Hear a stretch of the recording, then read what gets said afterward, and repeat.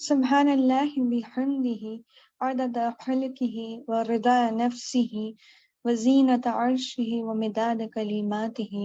सुब्हानल्लाहि बिहम्दिही सुब्हानल्लाहिल अज़ीम। Rabbi इश्रह ली सदरी व यस्सिर ली अमरी वहलुल उक़दतम मिन लिसानी यफ़क़हू क़ौली। रब्बि ज़िदनी इल्मा। अल्लाहुम्मा सल्लि अला मुहम्मद व अला आलि मुहम्मद कमा सल्लैता अला इब्राहीम व अला आलि इब्राहीम इन्नका हमीदुम मजीद। अल्लाहुम्मा बारिक अला मुहम्मद व अला आलि मुहम्मद कमा बारकता अला इब्राहीम व अला आलि इब्राहीम इन्नका हमीदुम मजीद। नहमदु व नुसल्ली अला रसूलिहिल करीम। अम्मा बाद फ़अऊज़ु बिल्लाहि मिनश शैतानिर रजीम। बिस्मिल्लाहिर रहमानिर रहीम।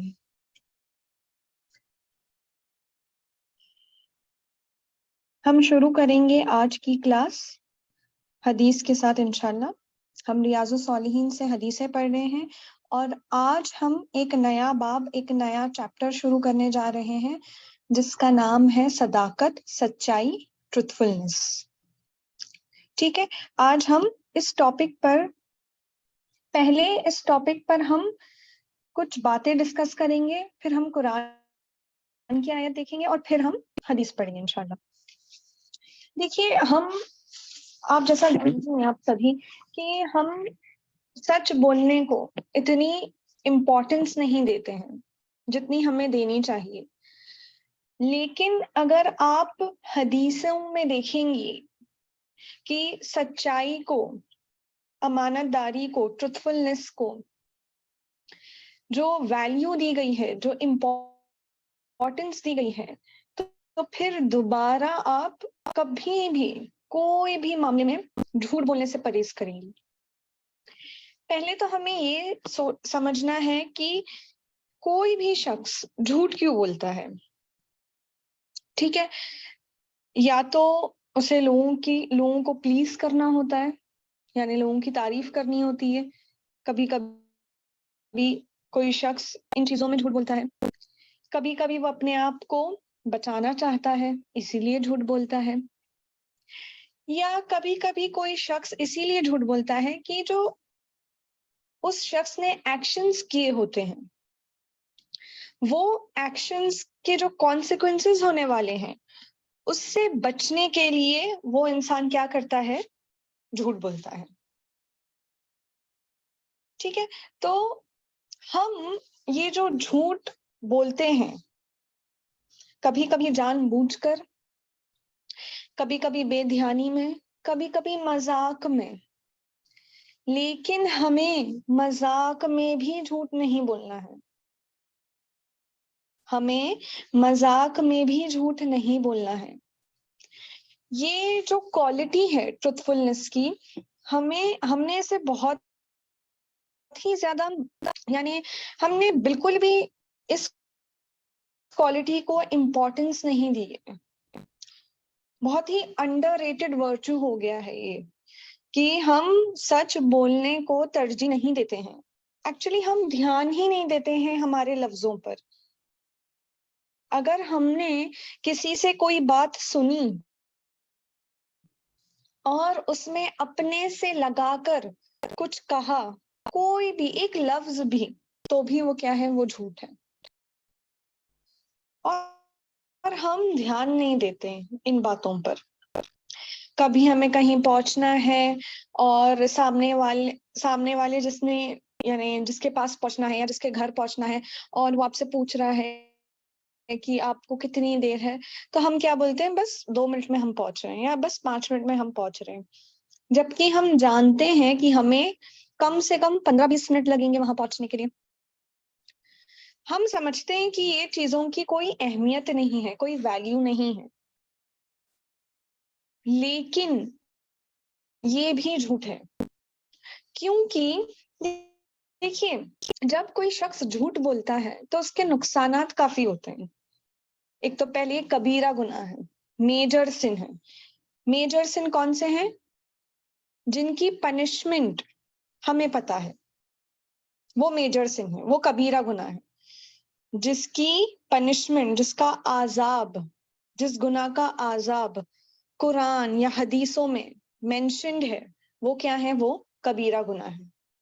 या तो उसका अजाब दुनिया में मिलेगा, जैसे कि मिसाल के तौर पर अगर किसी शख्स ने जिना किया है तो शरीयतन उसका यानी उसकी सजा होगी, उसको सजा मिलेगी शरीयतन। लेकिन अगर किसी ने किसी की गीबत की है तो फिर यहाँ तो गीबत के लिए कोई सजा नहीं है, लेकिन वहां है। ठीक है, तो ये जो गुनाह, जो जिनकी पनिशमेंट्स, जिनकी सजा अल्लाह सुब्हानहू व तआला ने हमें बताई है, वो कबीरा गुनाह है और झूठ उनमें से एक है। तो अब आप ये याद रखिए कि ये जरा सा भी झूठ, ये कबीरा गुनाह है। फिर दूसरे उसके नुकसानात क्या है कि जैसे हम ये एग्जाम्पल सीख रहे थे कि आप कहीं हैं और आपने किसी से ये कह दिया कि हम 5 मिनट की दूरी पर हैं। अब देखिए इसमें क्या होता है कि अगर आप ऐसा बोलते हैं तो सामने वाले का वक्त जाया होता है। उन 15 से 20 मिनट में हो सकता है वो शख्स कोई और काम कर सकता था, लेकिन आपने ये कहा कि आप 5 मिनट में आ रहे हैं, तो वो शख्स रुक गया कि नहीं, अब 5 मिनट में मुझे, मेरे घर पर मेहमान आ रहे हैं, मुझे उनको एंटरटेन करना होगा।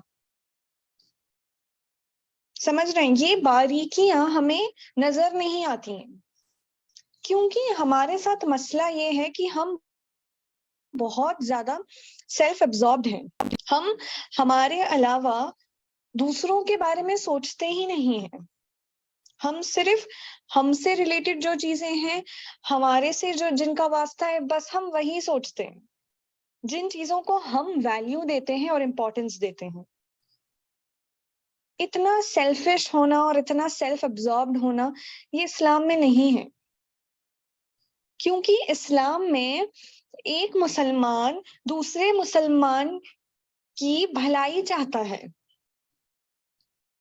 समझ रहे हैं आप कि हम जितने भी हैं इस्लाम में, दीन में, हम सब क्या हैं, भाई बहन हैं। और भाई बहन क्या चाहते हैं, एक दूसरे की भलाई।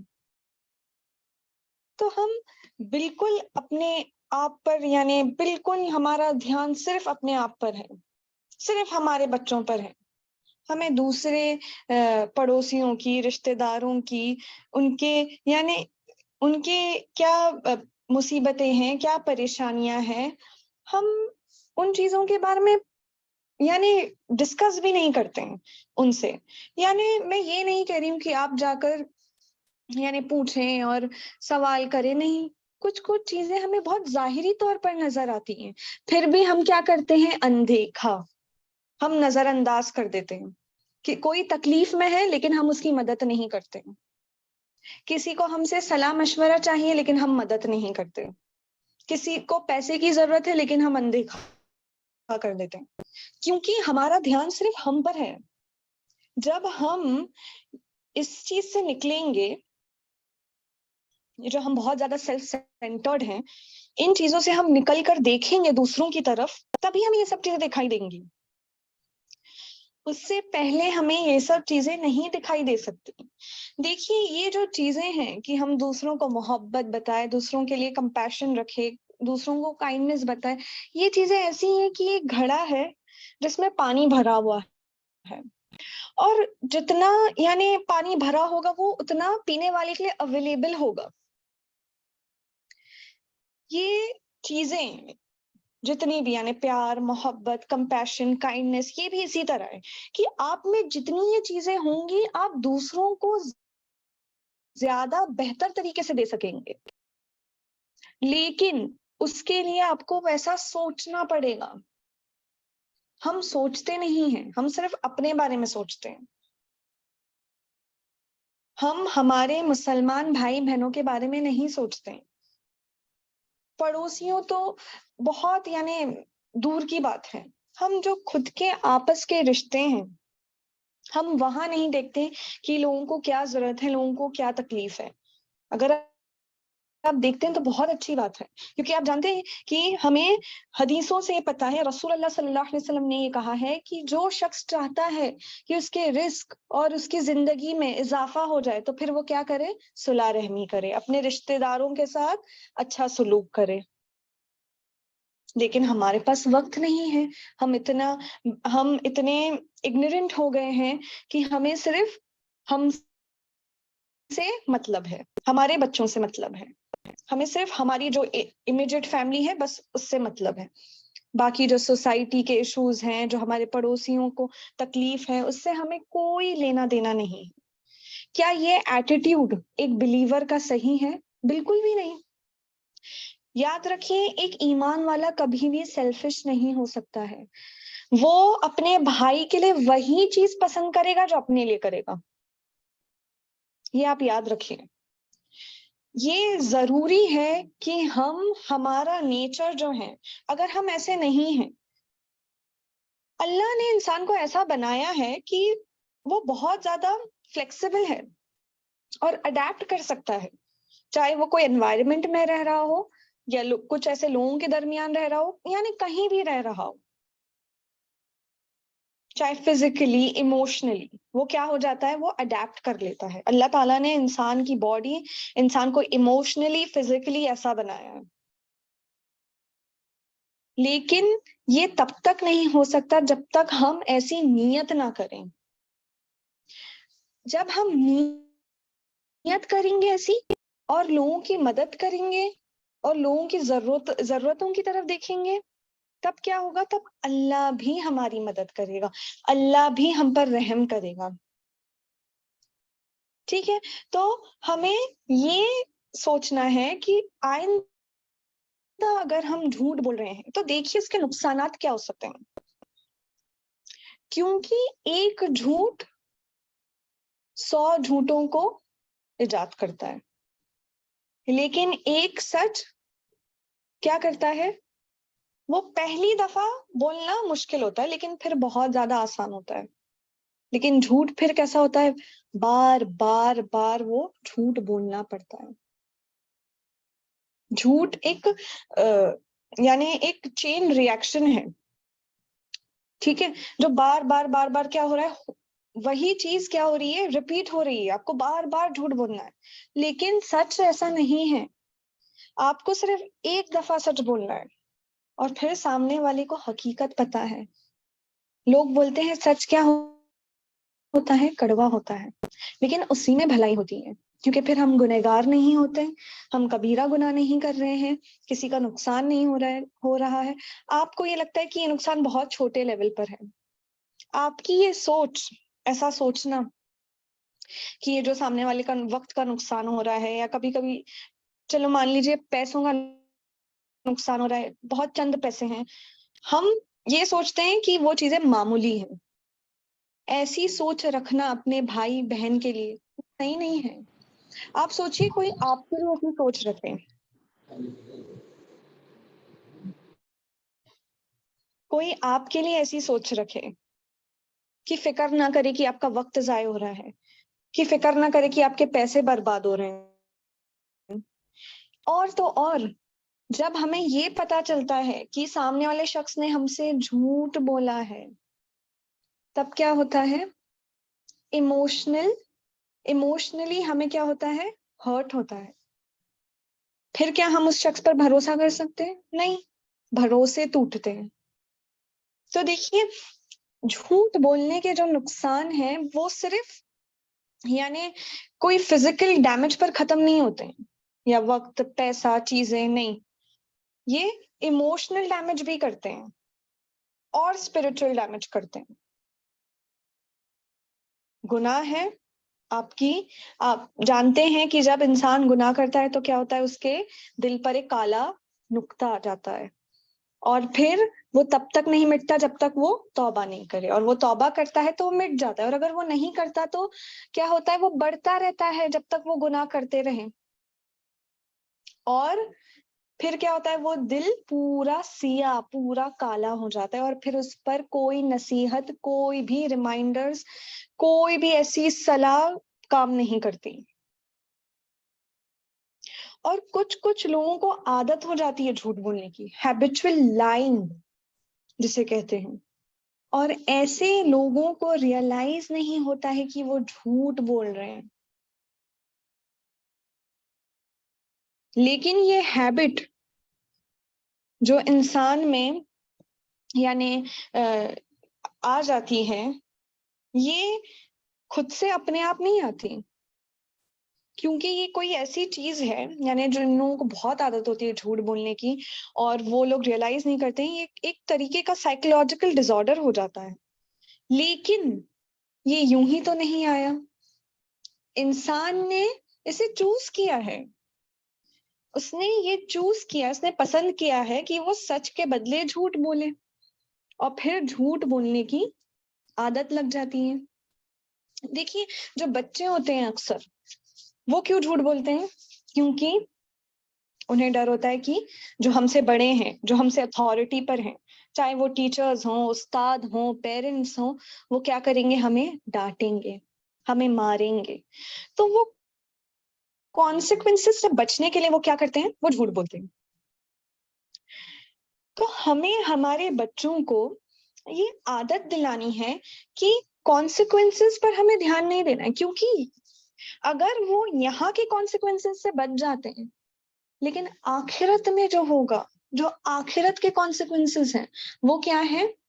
वो बहुत ज्यादा बड़े हैं।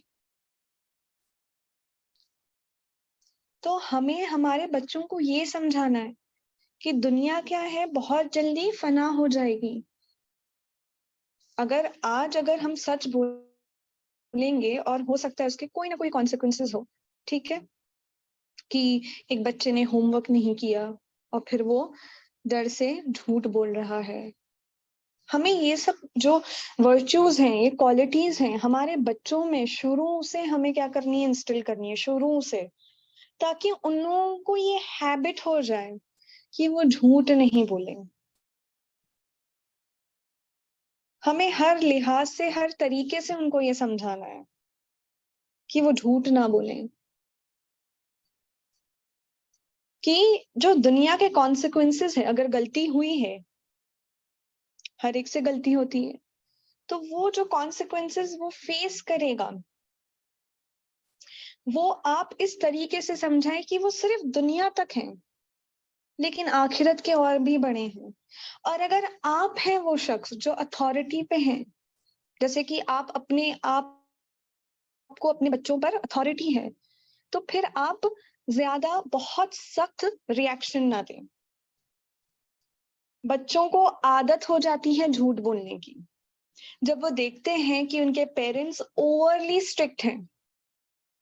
और ये बहुत स्टडीज में यानी लोगों ने बहुत सारे एक्सपेरिमेंट्स किए हैं, स्टडीज की हैं, और ये लोगों को पता चला है कि ओवरली जो स्ट्रिक्ट पेरेंट्स होते हैं उनके बच्चों को बहुत ज्यादा झूठ बोलने की आदत हो जाती है।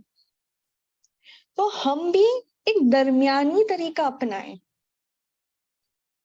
पेरेंटहुड का जो यानी बेसिक आप देखेंगे तो एक जेंटलनेस के साथ हमें ऐसा एटीट्यूड अपनाना है कि बच्चे यानी उनकी तरबियत भी अच्छे से हो और वो गलत राह ना चुने। हमें बहुत ज्यादा जेंटल नहीं होना है ताकि वो जो मर्जी चाहे करे, और बहुत ज्यादा स्ट्रिक्ट नहीं होना है कि वो फिर झूठ बोलने लगे। क्योंकि ये दो केसेस में दो ही आउटकम्स होते हैं। जो बहुत ज्यादा लीनियंट होते हैं, जेंटल होते हैं, बहुत ज्यादा ओवरली केयरिंग और लविंग होते हैं, तो फिर क्या होता है? उनके बच्चे को पता है कि वो कुछ भी करेंगे, कॉन्सिक्वेंसेस कुछ नहीं होंगे। ठीक है, तो फिर वो चीज करते हैं जो उनका दिल चाहता है।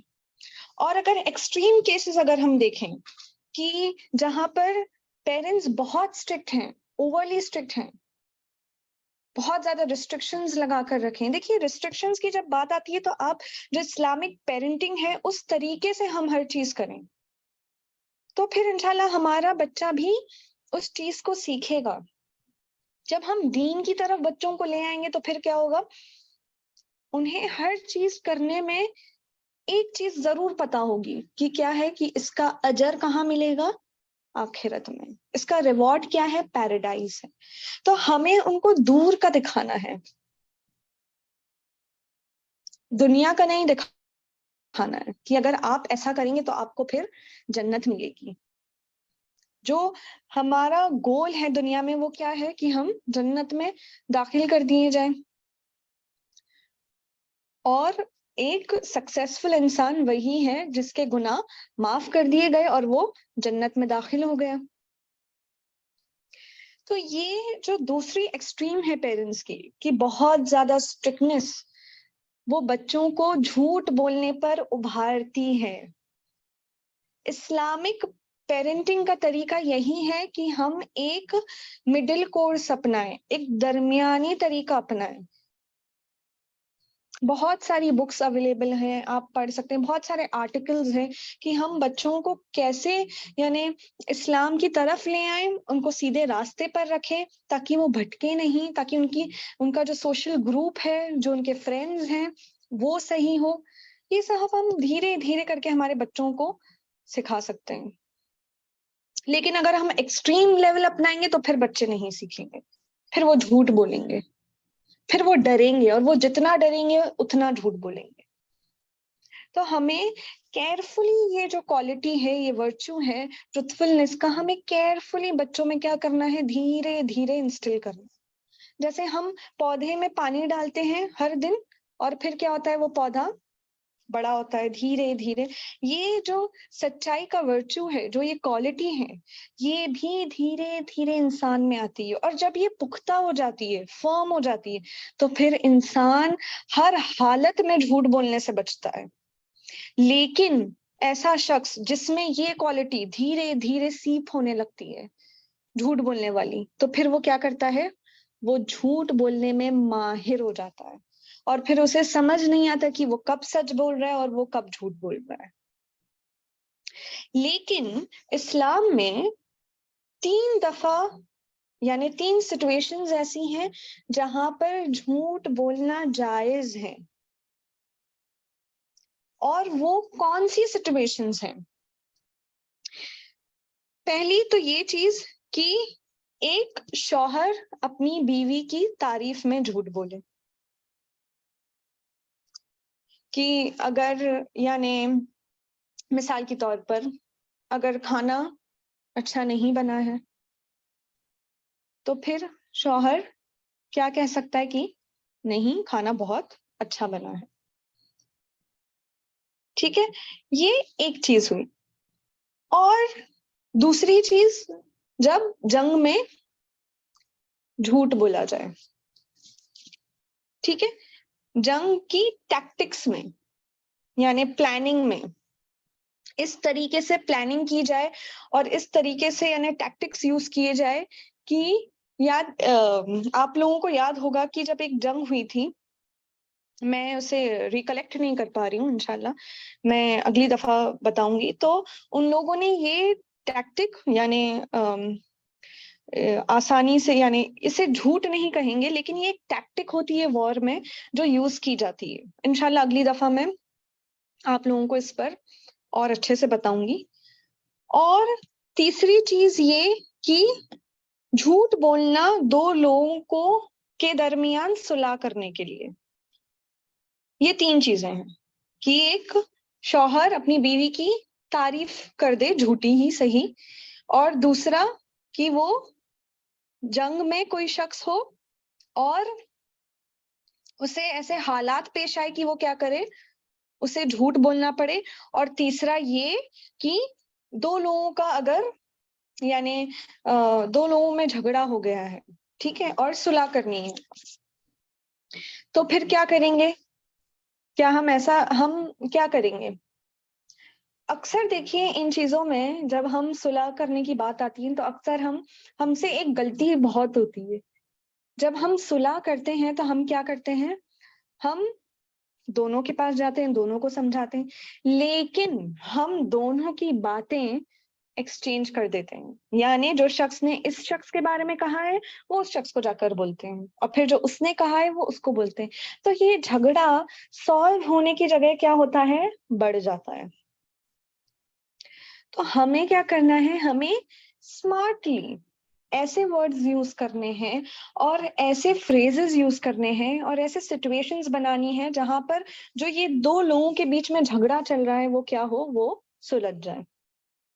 तो याद रखिए कि हम तीन जगह झूठ जायज है, इसके अलावा झूठ जायज नहीं है और कबीरा गुनाह है।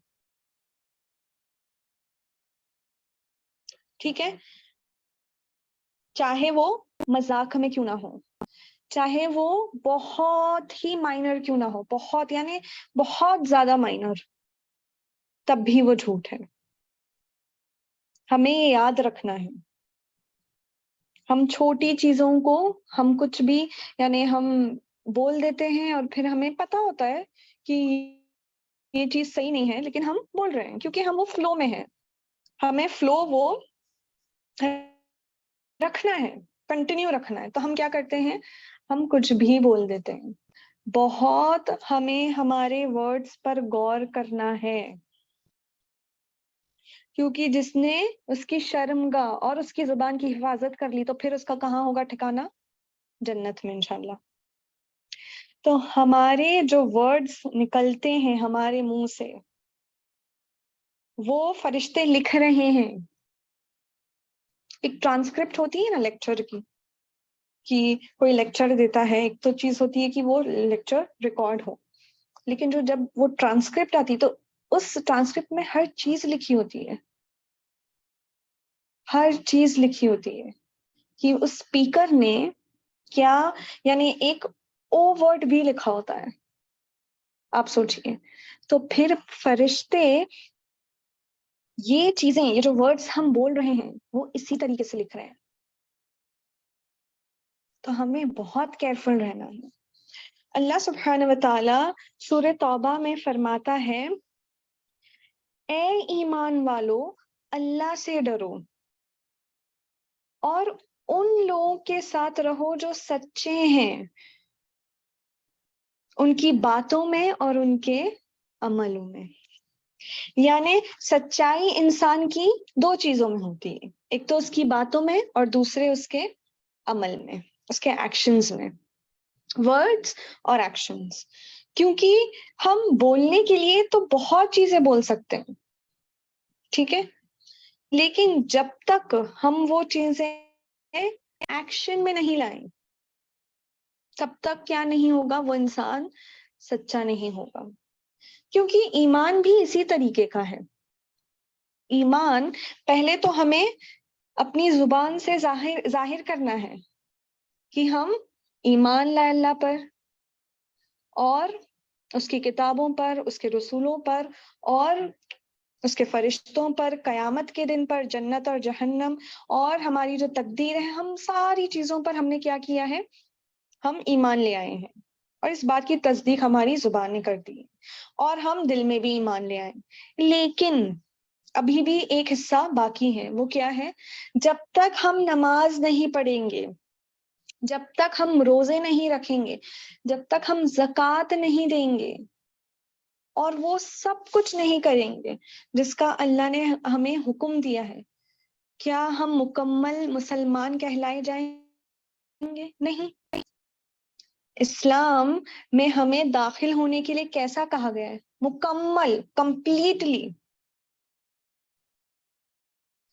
और एक सच्चा इंसान वही है जो उसकी जुबान में भी सच्चा हो और उसके एक्शंस में भी सच्चा हो। अगर आपके दिल में ईमान है तो फिर आप बताइए अपने एक्शन से। सिर्फ जबान से बोलना या लेक्चर्स में बैठना, अटेंड करना, नोट्स बनाना, पढ़ना, लिखना, ये सब काफी नहीं है। हमें एक और लेवल ऊपर जाना है, और वो क्या है, हमें ये सारी चीजों को हमारे अमल में ले आना है। तब भी हम क्या होंगे, हम सच्चे माने जाएंगे। जो शख्स ये बोले कि मैं अल्लाह पर ईमान ले आया और जितनी चीजों पर उसने कहा है ईमान ले आने, उन चीजों पर मैं ईमान ले आया, मैं मानता हूँ कि रसूलुल्लाह सल्लल्लाहु अलैहि वसल्लम क्या है, आखिरी पैगंबर है, यानी हर चीजों पे ईमान ले, और दिल में भी वो किसको चाहता है, सिर्फ अल्लाह को, लेकिन वो नमाज नहीं पढ़ता, वो रोजे नहीं रखता, वो कुरान नहीं खोलता, तो फिर सबसे पहला हिसाब किताब किस चीज का होगा, नमाज का। और आप जानते हैं कि कुरान में ये चीज है कि जब उनसे पूछा जाएगा जहन्नमियों से, तो फिर वो क्या कहेंगे कि हम नमाज नहीं पढ़ते थे।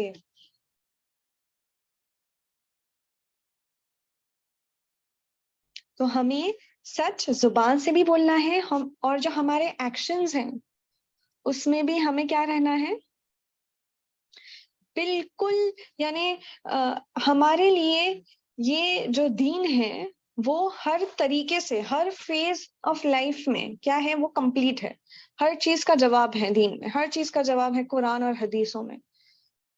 तो जब हम वो अपनाएंगे हर चीज, यानी आप सोचिए ये एटिकेट जो है सच बोलने का, यानी बेहतरीन बेहतरीन क्वालिटी है ये, क्योंकि एक झूठे शख्स को कोई पसंद नहीं करता है। अगर किसी को पता लग जाए कि ये शख्स ने झूठ बोला है, तो फिर क्या लोग उस पर भरोसा करेंगे, क्या अपनी अमानत भी उसे देंगे, नहीं, बिल्कुल भी नहीं।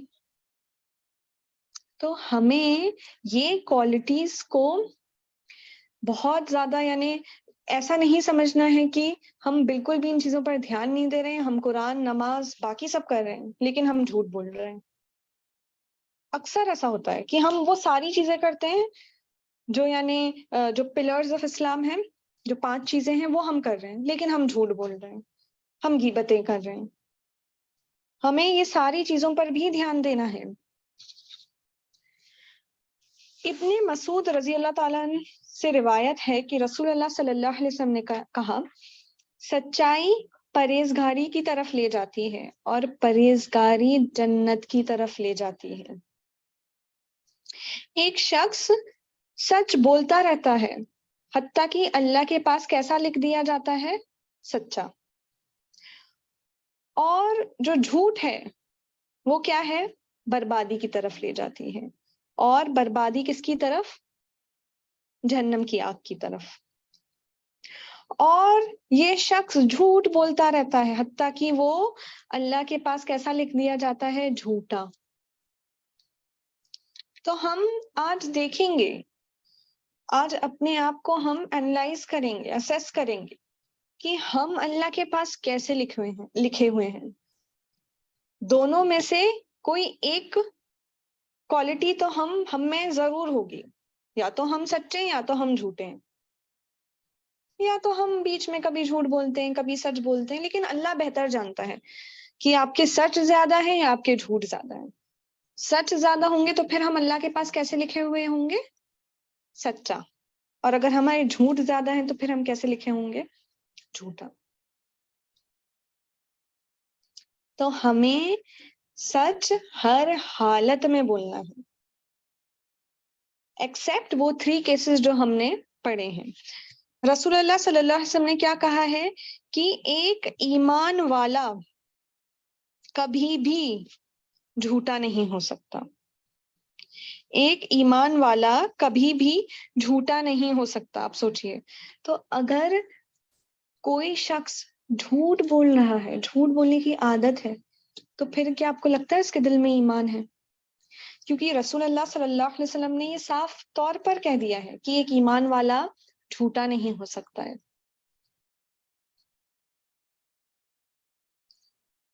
तो हमें कोशिश करना है कि जो हमारे वर्ड्स हों वो क्या हों, वो सच्चे हों, हम झूठ नहीं बोलें। क्योंकि हम एक दफा झूठ बोलेंगे और फिर शायद लोग हम पर यकीन कर लेंगे, हम दोबारा हमने झूठ बोला तो भी हम लोग यकीन कर लेंगे, लेकिन जब लोगों को हकीकत पता चलेगी तो फिर अगर आप सच भी बोलेंगे तब भी लोग आपका सच नहीं मानेंगे। तो एक झूठे के लिए सबसे बड़ी सजा क्या होती है कि उसका सच भी लोग रिजेक्ट कर देते हैं। सबसे बड़ी सजा एक झूठे शख्स के लिए क्या है कि लोग उसका सच भी नहीं अपनाते। अब्दुल्ला इब्ने आमिर से रिवायत है कि रसूलुल्लाह सल्लल्लाहु अलैहि वसल्लम ने कहा कि रसूलुल्लाह सल्लल्लाहु अलैहि वसल्लम उनके घर आए जब वो बच्चे थे और खेल रहे थे। तब उनकी माँ ने उनको बुलाया और कहा, अब्दुल्ला इधर आओ, मैं आपको कुछ दूंगी। रसूलुल्लाह सल्लल्लाहु अलैहि वसल्लम ने पूछा, आपका क्या इरादा था देने का? यानी वो बच्चे को, ये अब्दुल्ला इब्ने आमिर कह रहे हैं, जब वो छोटे थे उनके बचपन के बारे में बता रहे हैं। तब उनकी माँ ने जवाब दिया, खजूर।